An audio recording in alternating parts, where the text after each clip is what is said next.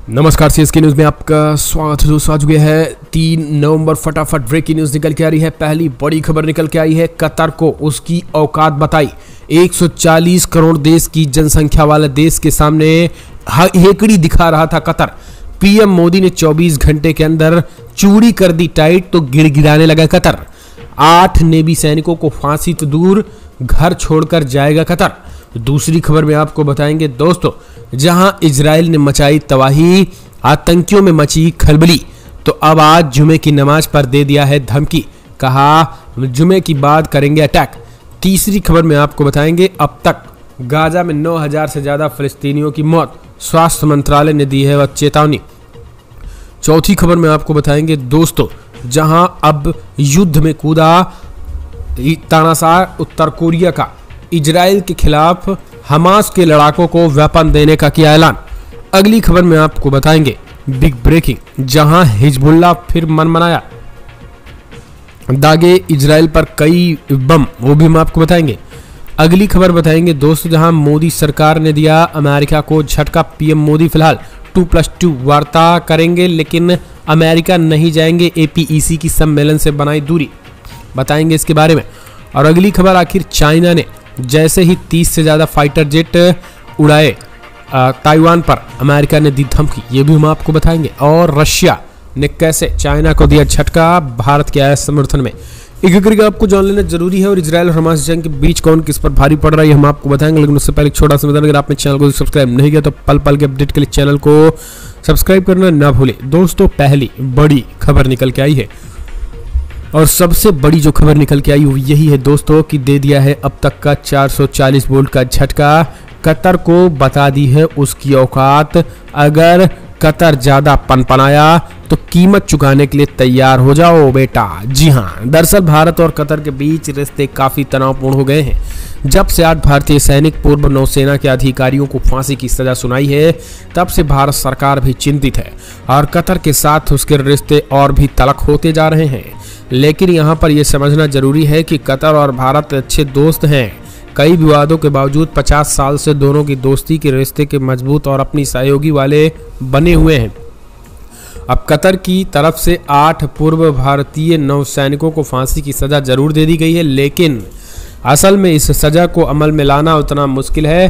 भारत के पास तो कई विकल्प कानूनी खुले हैं। अगर कतर अपना स्टैंड से झुकता नहीं है तो उसे स्थिति में इंडिया अंतर्राष्ट्रीय कोर्ट में भी जा सकता है, यानी कि न्याय मिलने की पूरी उम्मीद है। इस पूरे विवाद का एक दूसरा पहलू ये भी है कि कतर और भारत के व्यापारिक तौर पर एक दूसरे पर निर्भर करना। भारत अगर कतर की तरफ से गैस सप्लाई होती है तो दूसरी तरफ भारत भी भारी मात्रा में कतर में अपना अनाज भेजता है। कतर को 3 मोर्चे पर ऐसा झटका देगा कि कतर घुटनों पर आने को तैयार है। दरअसल समझिए, भारत सबसे ज़्यादा मात्रा में कतर से गैस लेता है। कतर का सबसे बड़ा जो है वो कतर सबसे ज़्यादा निर्यात भारत में ही गैस करता है और सबसे ज़्यादा भारत ही आयात करता है कतर से। तो ऐसे में कतर, अगर भारत ने कतर से गैस लेना बंद कर दिया और किसी भी मिडिल ईस्ट देश से जो है वो गैस ले लिया, तो फिर कतर को इतनी तगड़ा झटका लगेगा कि कतर की अर्थव्यवस्था का 20% हिस्सा भारत पर डिपेंडेंट है। ऐसे में इतने बड़े पैमाने पर गैस 7-8 सैनिकों को फिलहाल मायने नहीं रखता है। यही कारण है कि उसने ये सख्त कदम उठा सकता है और इन्हीं कदमों में एक कदम कतर से गैस लेना बंद होगा। और अगर भारत ने एक ग्राहक के रूप में किसी दूसरे खाड़ी देशों से अपनी गैस की आपूर्ति पूरी कर सकता है, लेकिन जो नुकसान कतर को होगा उसकी भरपाई लंबे समय तक वो नहीं कर पाएगा। दूसरा, कतर ये भी मान ले कि भारत से बड़े पैमाने पर मजदूर कतर जाते हैं और अगर कतर से अपने मजदूरों को भारत वापस बुला लिया तो आधे से ज़्यादा इंफ्रास्ट्रक्चर के काम कतर में बंद हो जाएंगे और वो सब पूरी के पूरे अधूरे पड़ जाएंगे और तबाही आ जाएगा। तो ऐसे में भारत के मजदूरों को अगर बुलाएगा भारत तो फिर कतर को नुकसान होगा और कतर इस बात को अच्छी तरीके से जानता है, इस वजह से भारत को नाराज नहीं करेगा। इतना ही नहीं, खाने पीने के सामान, जी हाँ आपको बता दें, खाना पीना जो राशन पानी है यही भारत से ही जाता है कतर, और उनकी सारी हेकड़ी दूर कर देगा भारत। गेहूं से लेकर चावल तक अच्छे तरीके से जानता है कतर कि भारत अगर खाना पीना नहीं दिया तो भूखे मर जाएगा। इस वजह से मोदी सरकार ने विकल्प तैयार कर लिया है और इसे पहले ठंडे दिमाग से समझा दिया है। तो कमेंट्स के माध्यम से अपने सुझाव देना ना भूलें। आपको क्या लग रहा है कि छोड़ना चाहिए या फिर नहीं। एक और भी खबर निकल के आई है दोस्तों, आपको बता दें हमास के जो लड़ाके हैं उनको सुरंगों में ही सुला रही है इजरायली सेना। जी हाँ, दरअसल दोस्तों गाजा पट्टी में घुस करके जो तबाही इजरायली सेना मचा रही है, दुनिया के मुस्लिम 57 देश ऐसे खड़े खड़े देख रहे हैं। खून के आंसू रो रहे मुस्लिम देश चाह कर भी कुछ नहीं कर सकते क्योंकि इजराइल के ऊपर सुपर पावर का हाथ है।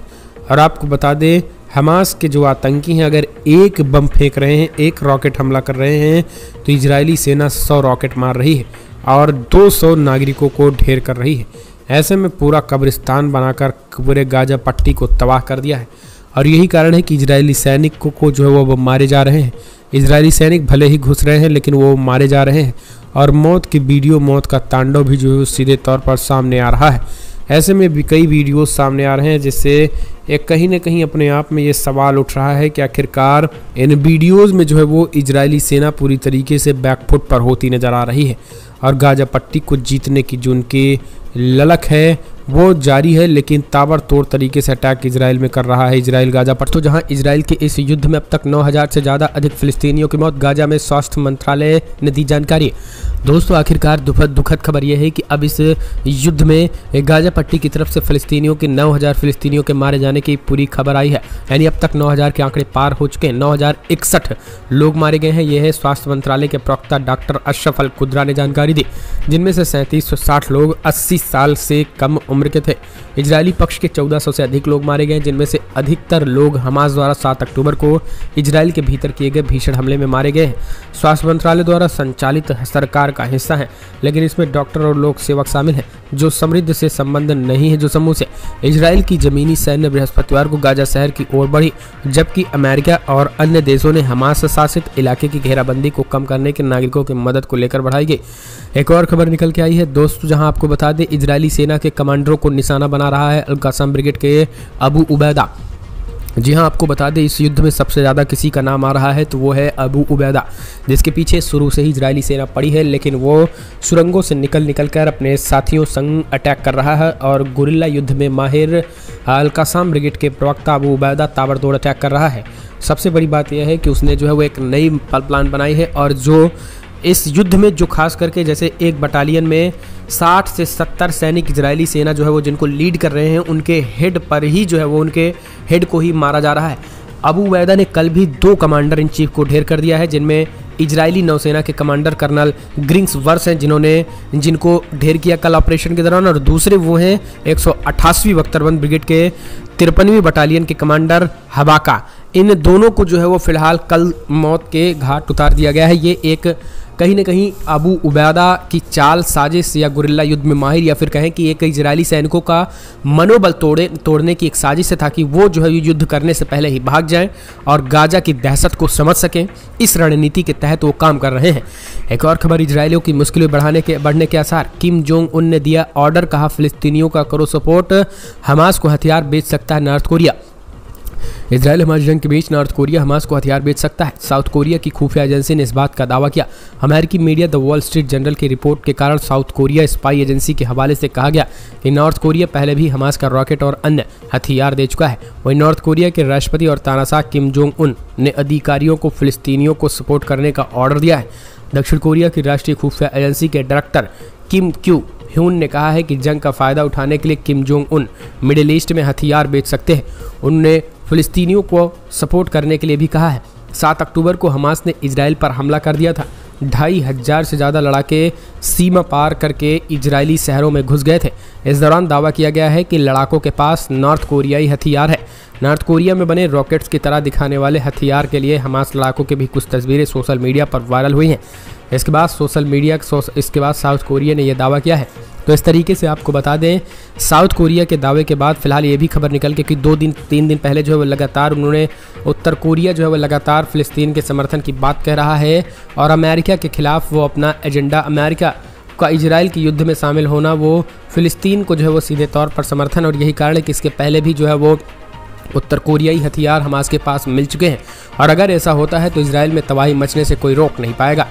एक और खबर, हिजबुल्लाह ने किया दक्षिणी लेबनान पर इजरायली ड्रोन अटैक, मार गिराए पूरी तरीके से कई सैनिक। गाजा में बढ़ते युद्ध के मद्देनजर सीमा पार तनाव के बीच ईरान समर्थित हिजबुल्लाह गुरुवार को उन्होंने सतह से हवा में मार करने वाली मिसाइल से दक्षिणी लेबनान के ऊपर इजरायली ड्रोन को भी ढेर कर दिया।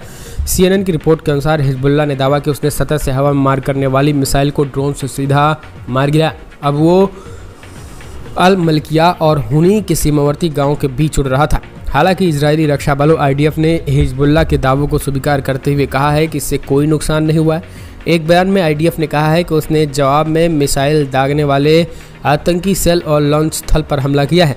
IDF ने कहा है कि लेबनान से उत्तरी इजराइल की ओर कई मिसाइलें लॉन्च किए गए हैं। बयान में कहा गया है कि IDF तोपखाने में जवाब में लॉन्च के सोर्स पर हमला किया गया। एक हमले में यह दूसरी बार है जब हिजबुल्लाह ने इजरायली ड्रोन को मार गिराने का दावा किया। लेबनान इजरायली सीमा पर तनाव तब शुरू हुआ जब हिजबुल्लाह ने 7 अक्टूबर को यहूदी राष्ट्र पर हमास के हमले के समर्थन में 8 अक्टूबर को इजरायली सैन्य स्थलों की ओर कई रॉकेट दागे। जवाब में इजरायली सेना ने उसी दिन दक्षिणी पूर्वी लेबनान पर भारी तोप दागे। एक और खबर निकल के आई है दोस्तों, जहां ईरान मिडिल ईस्ट में तीसरे विश्व युद्ध की घंटी बजी। 200 हेलीकॉप्टर्स के साथ ईरान ने किया भीषण युद्धाभ्यास। जी हां दोस्तों, इजराइल और हमास युद्ध के बीच ईरान की सेना ने 200 हेलीकॉप्टर्स के साथ युद्धाभ्यास शुरू कर दिया है। इसकी जानकारी ईरानी मीडिया ने शुक्रवार को दे दी है।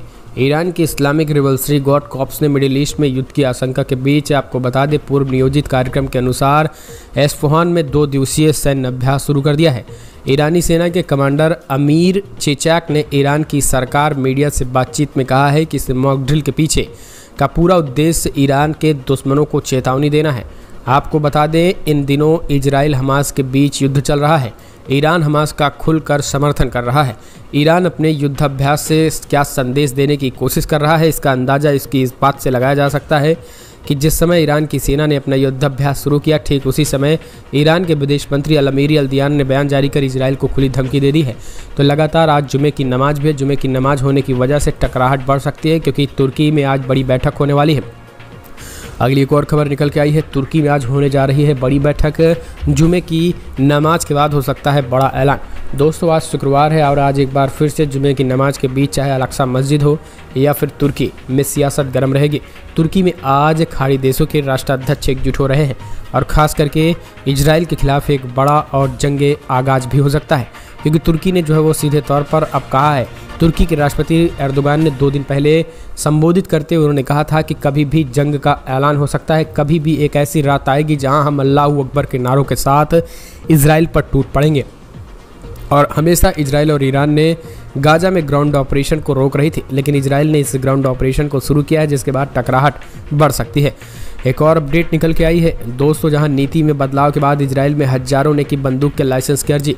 बड़ी खबर निकल के आई दोस्तों, अभी आपने हमास ने एक बार फिर से दी थी इजरायलियों को धमकी, कहा इसके बाद 7 अक्टूबर को फिर दोहराएंगे। इसके बाद से अब आम नागरिकों ने जो है वो बंदूक के लाइसेंस की अर्जी देना शुरू कर दिया।